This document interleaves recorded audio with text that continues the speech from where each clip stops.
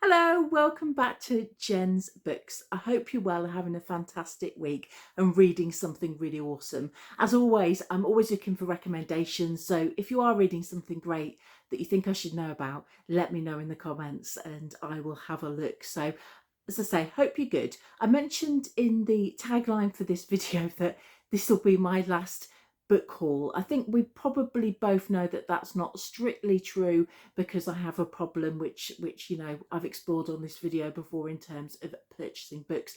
But I do need to be aware of the fact that I'm getting a bit of a backlog. I'm certainly not able to balance the ones I'm reading with the ones I'm buying at the moment. So I think I am going to focus on library books for a while and the books that I already have, which I've introduced you to. But that being said, I have some more. I have another haul to go through today with books I'm adding to that ever expanding pile. If there are any of these books that you would like me to focus on and read first, let me know so I can get my thoughts back to you on them. But I've got some really exciting reads which I'm hoping that I'm going to be able to tackle in the next couple of months. So first of all, I mentioned in one of my previous videos in my April reads that I'd read The Children of Paradise by Camilla Gradova, and I loved that book so much. I enjoyed it so much. Not only have I now ordered a physical copy, I read it on my Kindle just because I wanted a physical copy of the book, but I also ordered Camilla's previous book, which is a collection of short stories called The Doll's Alphabet, and that's one of these lovely Fitzcarraldo editions which I've mentioned before, these beautiful blue books with the white. I just think they're so stunning. Even though they're so simple, they're just really striking. And the book on the back, the blurb on the back says, surreal, ambitious and exquisitely conceived, The Doll's Alphabet is a collection of stories in the tradition of Angela Carter and Margaret Atwood. Dolls, sewing machines, tinned foods, mirrors, malfunctioning bodies, many images reoccur in stories that are in turn childlike and naive, grotesque and very dark. So there's magic words that Angela Carter and Margaret Atwood, I had to buy this. It's one of the things I really loved about The Children of Paradise, was that sort of sense of the nocturnal, of darkness, of the magic realism, of the uncanny that Angela Carter in particular was known for in her writing. So I'm really looking forward to reading this collection of short stories, which also had a really good reputation. Secondly, I popped to Waterstones. Other high street bookstores are available, as I had some credits on my membership there and £10 saved up towards a new book. And I'd seen this book, it kept appearing on social media and it sounded quite interesting. It's The Red Bird Sings, and it's by I'm not sure, I should have looked before how to pronounce it, but the surname is Fitzpatrick. It's an Irish name, Aoife, and I feel like I should know how to pronounce that, but off the top of my head I don't. But the book sounds fantastic and it's just such a beautiful cover as well. I could not resist.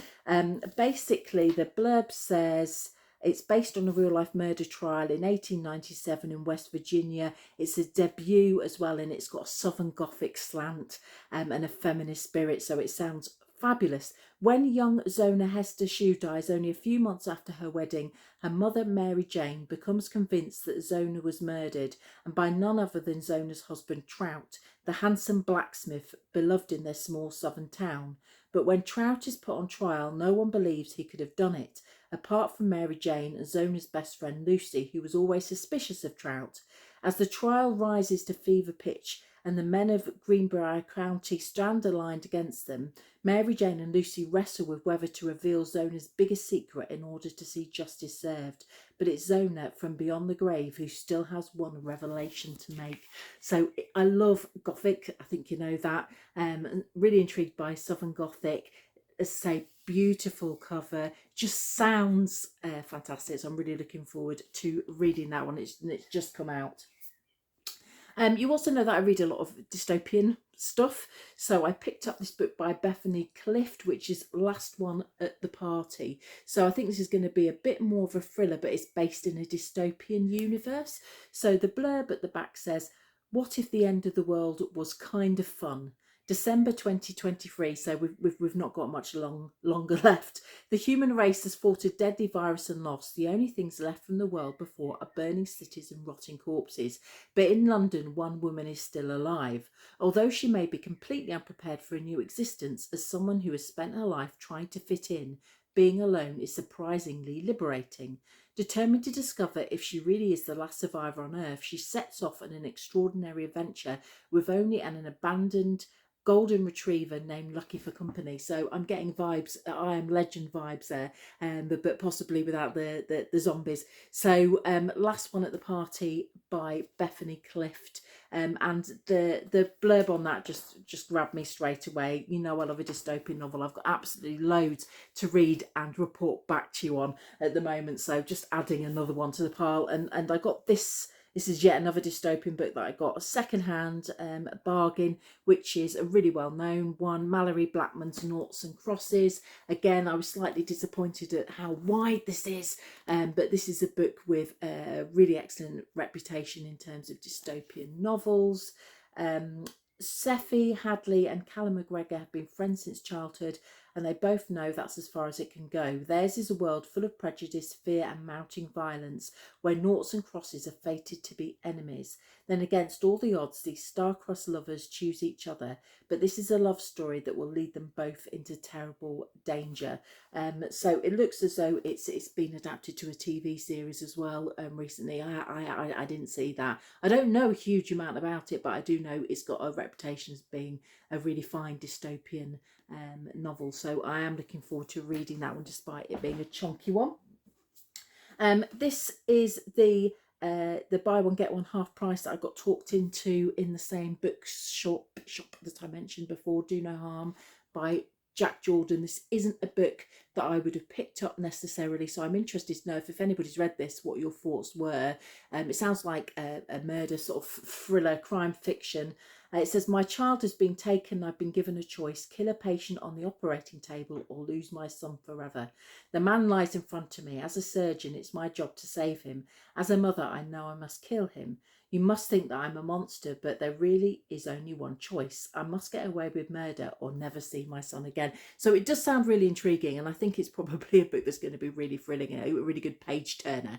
Not necessarily one I would have picked up, probably because despite the fact I love gothic and I love horror stuff, the sort of visceral stuff you know, sometimes gives me the heebie-jeebies. So it wasn't one that I would have probably picked up, but it's, you know, all the blurb on the back makes it sound good. Sarah Pearce, whose work I like, is one to put on the very top of your TBR. So yeah, we shall do that, and we will have a go with that one in the next few weeks.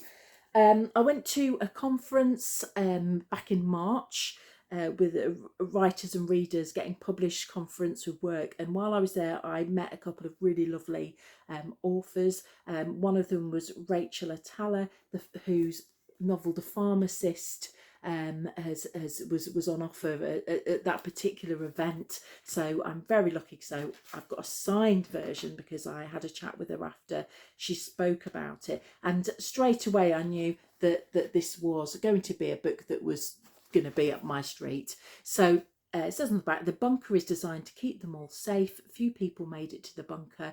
Wolf is one of the lucky ones. She's safe and employed as the bunker's pharmacist, doling out medicine under the watchful eye of their increasingly erratic and paranoid leader. But is it the place of greatest danger? When the leader starts to ask things of Wolf, favours she can hardly say no to, it seems her luck is running out. Wolf must navigate the powder keg of life underground, where one misstep will light the fuse. The walls that keep her safe also have her trapped. And again, really sort of attractive, striking cover as well on The Pharmacist. It's The Pharmacist by Rachel Atala, and another dystopian read to add to my ever-growing pile. But she was lovely, and it was really fascinating to hear her talking about her writing and the processes that she goes to.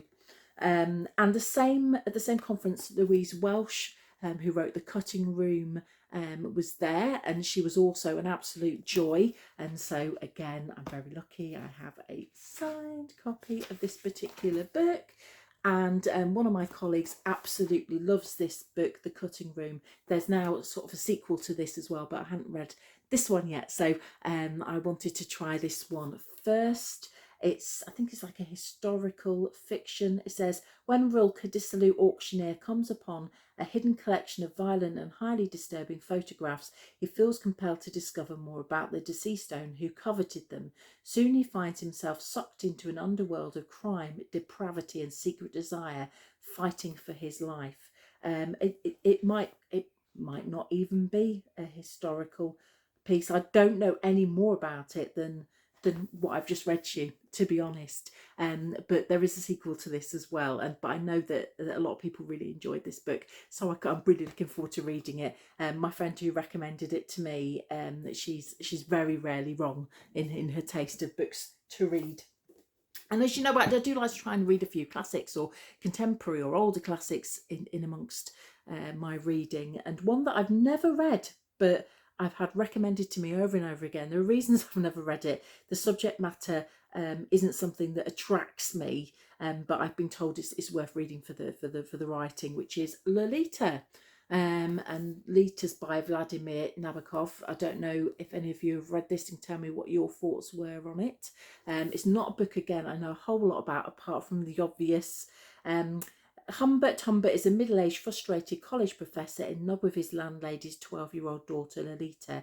He'll do anything to possess her. Unable and unwilling to stop himself, he is prepared to commit any crime to get what he wants. Is he in love or insane, a silver-tongued poet or a pervert, a tortured soul or a monster, or is he all of these? So it's known as an absolute masterpiece. It's not a book that the subject matter attracts me, but it is one that I'm told again and again, you should read Lolita, you should read Lolita. So that's one that I've picked up recently to add to my TBR. Moving back to dystopian fiction again, I've got Gather the Daughters, which was one that I've had recommended to me, another dystopian novel. On an isolated island, boys grow up knowing they will one day take charge, while girls will be married and pregnant within moments of hitting womanhood. But before that time comes, there's a tradition that offers children an exhilarating taste of freedom. Every summer they're turned out onto their doorsteps to roam the island, sleep on the beach and build camps in trees.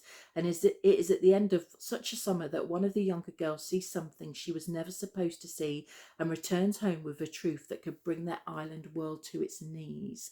So that sounds really intriguing. That's by Jenny, spelled really nicely as well, Melland. So I'm looking forward to reading that one and adding it to the bulging pile of dystopian novels that I've got. This is a book that I think is one that's had quite a lot of discussion on TikTok. I don't know a whole lot about it. Again, I kind of like approaching a book without knowing a huge amount about it, because it's like entering a whole new world, isn't it? But this is The Invisible Life of Addie LaRue, and it's a Sunday Times bestseller by V.E. Schwab. And so again, I'm sure there are people watching this who would have read this book, and it'd be interesting to know what your thoughts are on it.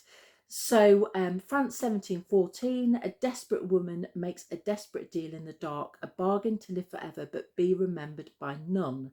So begins the invisible life of Addie LaRue, shadow muse to artists throughout history, forgotten friend, confidant and lover, slipping away with the morning light.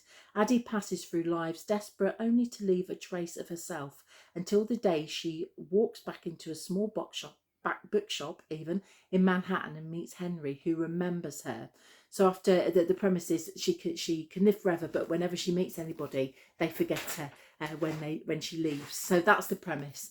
After 300 years, Addie's life is restarting, but the devil never plays fair. As Henry and Addie's life starts to intertwine, they must face the consequences of the decisions they've made and the prices to be paid. So it was the concept here that really drew me in. So it is something that interests me. I'm hoping that it lives up to the idea itself, because sometimes I think with these sort of conceptual novels that they come from a really exciting premise, but they don't always deliver. So I'm hoping that this is one that does. The next book I picked up when I was travelling to a conference in Prague recently. If you saw my video of travel books, you'd have seen piled in. I picked up a book that was written at Austerlitz, which is based around Prague, and that was what I was going to read on my journey. And then got as far as the airport and saw the buy one get one half price books and picked up Becky, which I've spoken about already, and Old God's Time by Sebastian Barry, which I think is also a Radio 4 series that you can listen to. It says, recently retired policeman Tom Kettle is settling into the quiet of his new home, a lean-to annexed to a Victorian castle overlooking the Irish Sea. For months he has barely seen a soul, catching only glimpses of his eccentric landlord and a nervous young mother who has moved in next door. Occasionally, fond memories return of his family, his beloved wife June and their 2 children. But when 2 former colleagues turn up at his door with questions about a decades-old case, one which Tom never quite came to terms with, he finds himself pulled into the darkest currents of his past. The reason I picked up this book is because I really, really love Sebastian Barry's work. I've enjoyed a lot of the books of his that I've read, particularly Days Without End and A Thousand Moons, which are sort of cowboy books which came out over the last few years, and The Secret Scriptures. So this is a writer that I've followed over the years, so I'm looking forward to reading this particular one. It says twice winner of the Costa Book of the Year award, which doesn't surprise me. He's a great writer. So there's that one. We're nearly at the end of the pile, don't worry. One of the other things I spoke about recently in one of my videos was books that had been inspired by other artworks or other works of fiction. So when this book appeared by Isabel Schuller, Lady Macbeth, I decided that this was one that fit into that criteria, and you know, again, beautiful, bright. I do like red cover, so I ordered this quite early on, and it's a retelling of obviously Macbeth. It says on the back or in the front, daughter of a ousted king, descendant of ancient druids. As a child, it is prophesied that one day Grauk will be Queen of Alba. When she is betrothed to Duncan, heir-elect, this appears to confirm the prophecy. She leaves behind her home, her family and her close friend Macbeth, and travels to the royal seat at Scone to embrace her new position. But nothing is as she anticipates. Duncan's court is filled with sly words, unfriendly faces, women desperate to usurp a position, and others whose motives are shrouded in mystery. As her coronation approaches, a deadly turn of events forces her to flee Duncan in the capital. Finding herself alone, vulnerable and at the mercy of an old enemy, her hope of becoming queen is all but lost. She does what she must to survive, vowing that one day she will fulfill her destiny and take up the future owed to her, whatever it takes. So it sounds quite thrilling, sort of historical kind of fiction.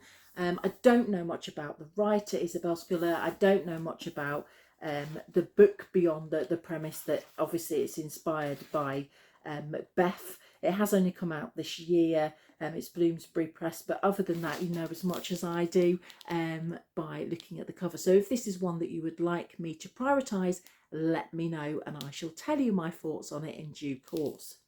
And last of all, apart from a variety of books on Kindle, which will be threaded through my April and May reads as I work my way through them, I have one last book by Anne Tyler, who I read, The Redhead by the Side of the Road. I think that's Anne Tyler. I could be wrong. I'm pretty sure it is.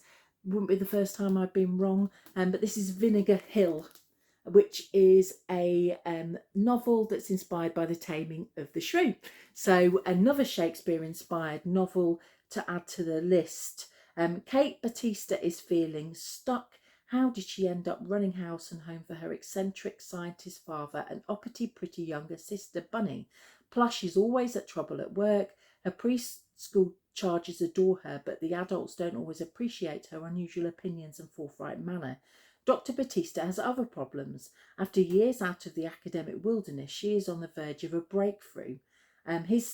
He's on the verge of a breakthrough, sorry. His research could help millions. There's only one problem. His brilliant young lab assistant, Peter, is about to be deported. And without Peter, ... So when Dr. Batista cooks up an outrageous plan that will enable Peter to stay in the country, he's relying, as usual, on Kate to help him. Kate is furious. This time he's really asking too much. But will she be able to resist the two men's touchingly ludicrous campaign to win her around?